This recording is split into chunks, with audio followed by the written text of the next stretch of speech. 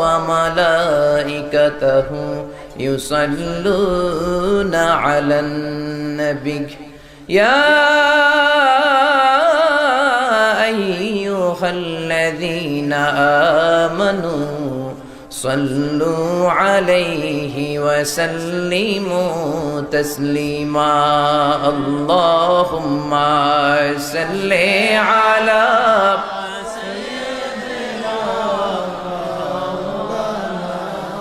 محمد وعلى آل سيدنا মাওলানা মুহাম্মদ। সবাই মহাব্বতের সাথে জোরে জোরে আওয়াজ করে পড়ুন আল্লাহুম্মা সাল্লি আলা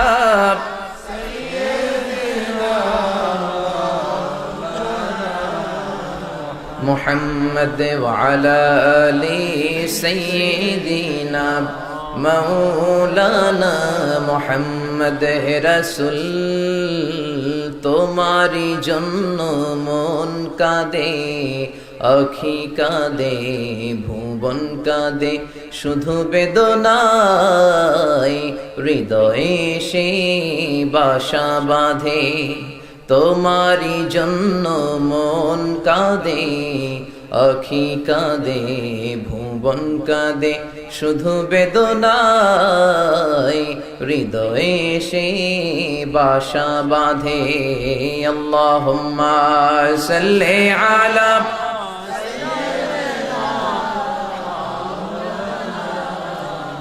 মুহাম্মদ ওয়া আলা আলি সাইয়্যিদিনা মাওলানা মুহাম্মদ। কত ব্যথা কত জ্বালা সয়েছ যে তুমি, তোমারি খুনে লাল তায়েফের ভূমি। ফেরেশতা এসে চায় শাস্তির হুকুম, লোহ মাখা মুহাম্মদ প্রাণেতে হাসেরা। হে আল্লাহ দয়া করো এ তায়েফবাসী, ওরা চিনেনি তো আমি যে মুহাম্মদ, হৃদয়ে মুহাম্মদ। বিসমিল্লাহির রহমানির রহিম। মুসলমানদের সব কাজ শুরু হয় বিসমিল্লাহির রহমানির রহিম দিয়ে। জোরে বলেন ঠিক কিনা? অনেকে বিসমিল্লাহ আবার উঠায় দিতে চায়। বিসমিল্লাহ কি থাকবে না উঠে যাবে? আরো জোরে থাকবে না উঠে যাবে? আমরা বিসমিল্লাহর পক্ষে না বিপক্ষে? আমাদের সব কাজের শুরুতে বিসমিল্লাহ থাকার দরকার আছে না নেই? আল্লাহ বোঝার তৌফিক দান করুক, আমরা বলি আমিন। এরপরে লিখেছেন নারায়ে তাকবীর আল্লাহু আকবার। এটা ভালো, কিন্তু বেশি ভালো হচ্ছে লিল্লাহি তাকবীর বলা। এপাশে লিল্লাহি তাকবীর, এদিকে আল্লাহু আকবার, অথবা বায়ে থাকবে তাকবীর, ডানে থাকবে আল্লাহু আকবার। এটা সুন্নাতে ওমর, সাইয়েদনা ওমর ফারুক সর্বপ্রথম এই কোরআনের স্লোগান দিয়েছেন।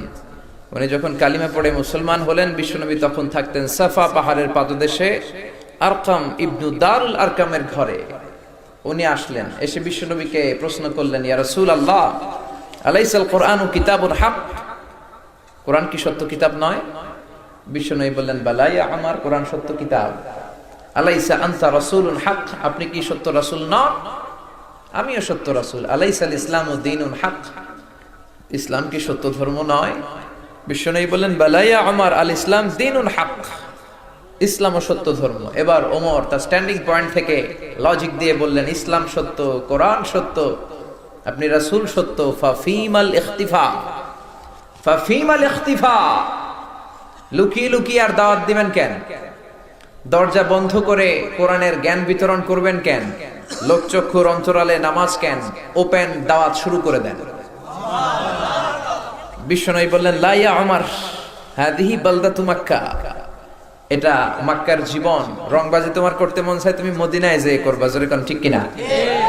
এক এক জায়গায় এক এক স্ট্র্যাটেজিতে, এক এক পলিসিতে দাওয়াতি কাজ করতে হবে। সাইয়েদনা ওমর বললেন, ইয়া রাসূলুল্লাহ, কিন্তু আমাকে একটা মিছিলের অনুমতি দিতে হবে। আমি মদিনায় ওপেন দাওয়াতি কাজ করব, কিন্তু মক্কায় একটা মিছিল দিতে চাই। জোরে বলেন, কি দিতে চাই? বিশ্বনবী বললেন, যাও মিছিল দাও, কিন্তু মিছিল দেওয়ার জন্য লোক থাকার দরকার আছে না নেই? আপনারা এখানে কেউ নাই, আমি একা মিছিল দিয়ে মিছিল জমবে? মিছিল উঠবে? এটা হবে না। উনি খুঁজে পেলেন 10 জন। নমুসলিম 10 জন সাহাবাকে নিয়ে উনি 2 কাতার করলেন। দ্বিতীয় কাতারে 5 জন, প্রথম কাতারে 5 জন। দ্বিতীয় কাতারের সামনে লিডার বানিয়ে দিলেন বিশ্বনবীর চাচা হামজা ইবনে আব্দুল মুত্তালিবকে। প্রথম কাতারের লিডার হলেন উনি নিজেই। কোন সুবহানাল্লাহ। এরপরে এক বাক্যের একটা ভাষণ দিলেন। জোরে বলেন তো কয় বাক্যের? সবাই বলেন নাই, জোরে বলেন কয় বাক্যের? উনি বললেন, মান আরাদা আন তাসকুলা উম্মুহু ইয়াতামা ওয়ালাদুহু তারমিলা যাওজাতুহু ফালিয়াসুদ্দানি।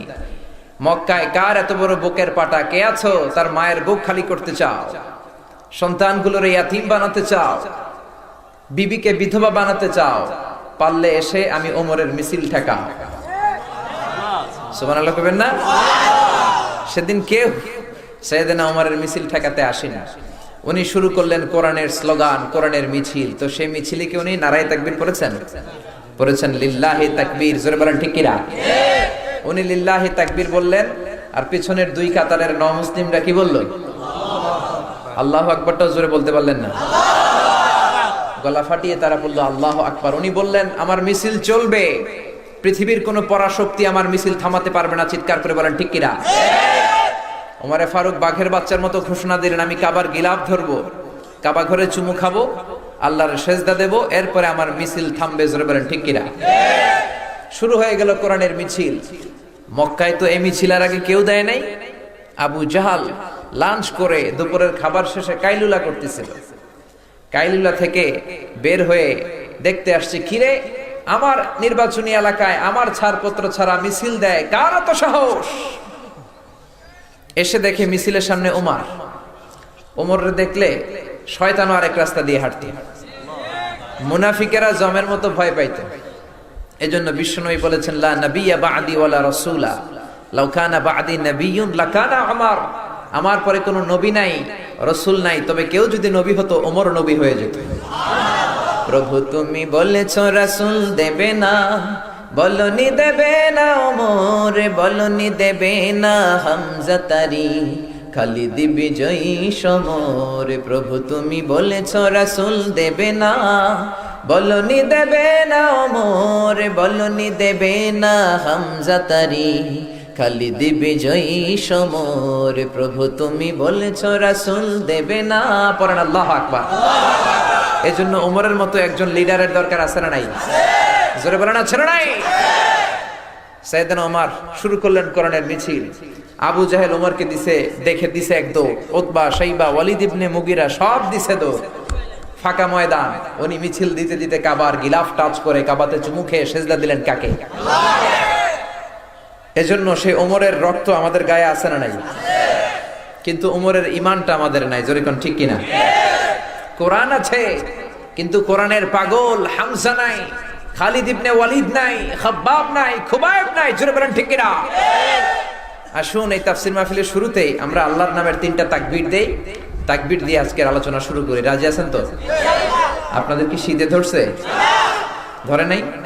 ধরার তো কথা। ইমানি জজবা নিয়ে বসছেন তো, শীতটি তার ধরে নাই। জোরে কোন ঠিক কিনা? আসেন আমরা 3টা তাকবীর দিয়ে এখনো যারা আসতে পারে নাই তাদেরকে জানান দিয়ে দেই, অনেকগুলো আল্লাহর অলির মেলা এখানে বসেছে। জোরে কোন ঠিক কিনা? এতগুলো আল্লাহর অলি বিরিয়ানির প্যাকেট দিয়ে আনা যাবে না। জিলাপির লোভ দেখায়া শাহবাগে নেওয়া যায়, বিরিয়ানির লোভ দেখায়া উল্টাপাল্টা জায়গায় নেওয়া যায়, কিন্তু কোরআনের মাহফিলে যারা আসে এরা কোরআনের ঠিক কিনা? আসেন শুরুতেই আমরা 3টা তাকবীর দেই, গলা ফাটিয়ে ভাগাভাগি করে দেই। প্রথম তাকবীর দিবেন যারা বিবাহিত তারা, দ্বিতীয় তাকবীর দিবেন যারা অবিবাহিত তারা, তৃতীয় তাকবীর সবাই মিলে দেব। রাজি আছেন তো? নাকি রাগ করতেছেন? তাহলে শুরুতে আমার বিবাহিত ভাইরা রেডি হন। বিবাহিত কারা আছেন একটু হাত তুলে দেখান তো। আপনাদের দলে আমিও আছি, ভয় নাই ইনশাআল্লাহ। ঠিক আছে, হাত নামান। এবার সিঙ্গেল কারা আছে দেখি, হাত তোলো। মাশাআল্লাহ, আমার ইয়াংস্টাররা তো কম নাই, হাত নামান। সিঙ্গেল বলা থেকে রাগ করতেছো? হ্যাঁ, কয়দিন আর সিঙ্গেল থাকবা? কয়দিন পরে এমনি ডবল হয়ে যাবে। তাও আবার দেশে মহিলার সংখ্যা যেভাবে বাড়তেছে, কপালে 3-4টা করে জুড়তে পারে। ওই যে কয় ঠেক মহা খুশি, 3-4টা করে লাগবে ওদের। আল্লাহ কবুল করে নাকি আমরা বলি আমিন। তো শুরুতে আমার বিবাহিত ভাইরা কি রেডি? আমি পড়বো লিল্লাহি তাকবীর, আপনারা একটু কষ্ট করে আওয়াজ দিয়ে পড়বেন আল্লাহু আকবার। রাজি আছেন তো? প্রথমবারে ছোট্ট বাচ্চারা তোরা কিন্তু সিঙ্গেল, তোমরা চুপ, তোমরা এখন আওয়াজ দিলে বিবাহিতরা জিতে যাবে। আচ্ছা, আপনাদের দলে আমি আছি, ঠিক আছে। তো আমার বিবাহিত ভাইরা রেডি? আমি লিল্লাহি তাকবীর বললে গলা ফাটিয়ে আল্লাহু আকবার পড়া যাবে? লিল্লাহি তাকবীর। আলহামদুলিল্লাহ, বেশ আওয়াজ হয়েছে। এবার সিঙ্গেলদের পারফরম্যান্স। ওই যে ওরা গলা কাশি দিয়ে গলা ঠিক করে নিতেছে। সিঙ্গেল ভাইরা তোমরা কি রেডি? বিবাহিতদেরকে কি হারায় দেওয়া যাবে? লিল্লাহি তাকবীর। আসলে হারাই দিছে, আর হারাইছে মানে এমন হারানো 3-0 গোলে হারাইছে। আচ্ছা, এবার আমরা সবাই মিলে দেব অনেক জোরে লিল্লাহি তাকবীর। এই তাকবীর গুলো আমাদের হৃদয়ের স্পন্দন, এটাই আমাদের সম্বল, এগুলোই আমাদের সম্পদ। In the day of judgement, in the day of resurrection, Allah যদি বলে তুই কোরআনের পক্ষে ছিলি, কোরআনের মাহফিলে যেতি, কোরআনের পক্ষে স্লোগান দিয়েছিস, মিছিল করেছিস, যা, এজন্য তোরে আমি মাফ করে দিলাম। এই মাফের ঘোষণা যদি সেদিন পাই, এই নাজাতের ঘোষণা যদি আমরা সেদিন পেয়ে যাই, আমাদের আর কিছু লাগবে? আমরা তো আল্লাহর কাছে একটা জিনিসই চাই, নাজাত চাই। জোরে বলেন, কি চাই? আর কিছু যে চাই না আমি, চাই গো নাজাত। আল্লাহ তোমার কাছে আমার এই মুনাজাত, আল্লাহ তোমার কাছে আমার এই মুনাজাত। পড়েন আমিন, আর জোরে পড়েন আমিন। এজন্য মুসলমানদের সব ভালো কাজের আগে তাকবীর আছে না নাই? আমাদের নামাজের শুরুতে আছে না নাই? আজানে আছে না নাই? জানাজার নামাজে আছে না নাই? আবার 2 ঈদের নামাজে অতিরিক্ত 6টা তাকবীর আছে না নাই? অন্য কোন ধর্মের সমাবেশে গেলেই তাকবীর পাবেন?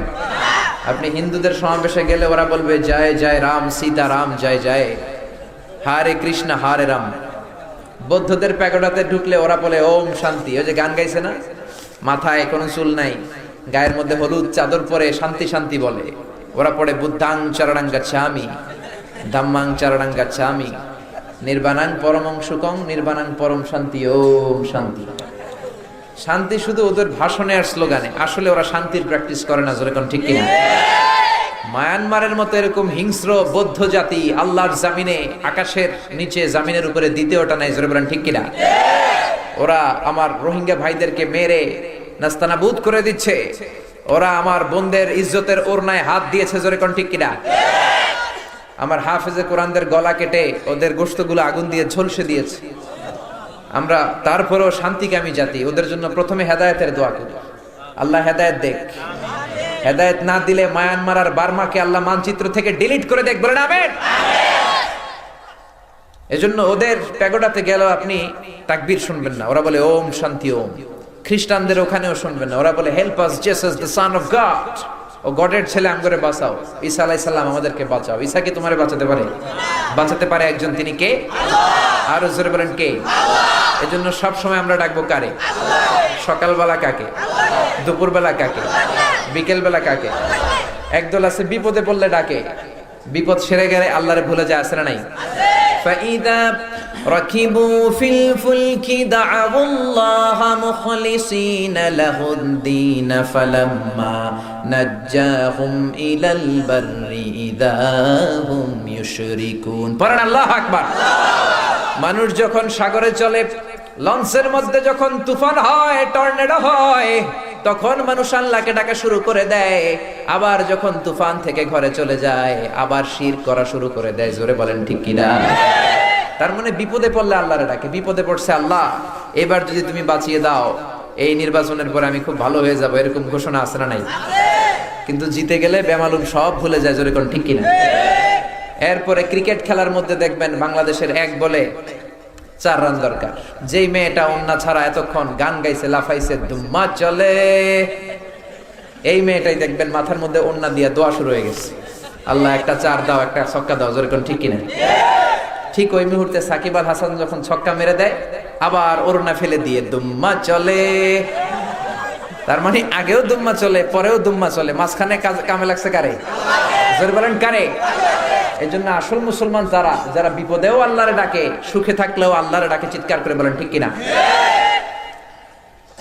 লক্ষ্মীপুর দৌলত খা বাড়ির আজকের এই তাফসীরুল কোরআনের মাহফিলের সম্মানিত সভাপতি, আমার অত্যন্ত কাছের প্রিয় আমার নানা ভাই আলহাজ হযরত মাওলানা গোলাম সরোয়ার সাইদি পীর সাহেব আড়াইবাড়ি দরবার শরীফ, হুজুর অসুস্থতার কারণে আসতে পারেনি, আল্লাহ হুজুরকে সুস্থ করে দেখ, আমরা বলি আমিন। এরপরে প্রধান আকর্ষণ আপনারা রেখেছেন ডক্টর মুফতি আবুল কালাম আজাদ বাশার, চমৎকার আলোচনা করেন, অথেন্টিক সোর্স থেকে, রিলায়েবল রেফারেন্স থেকে উনি কথা বলেন।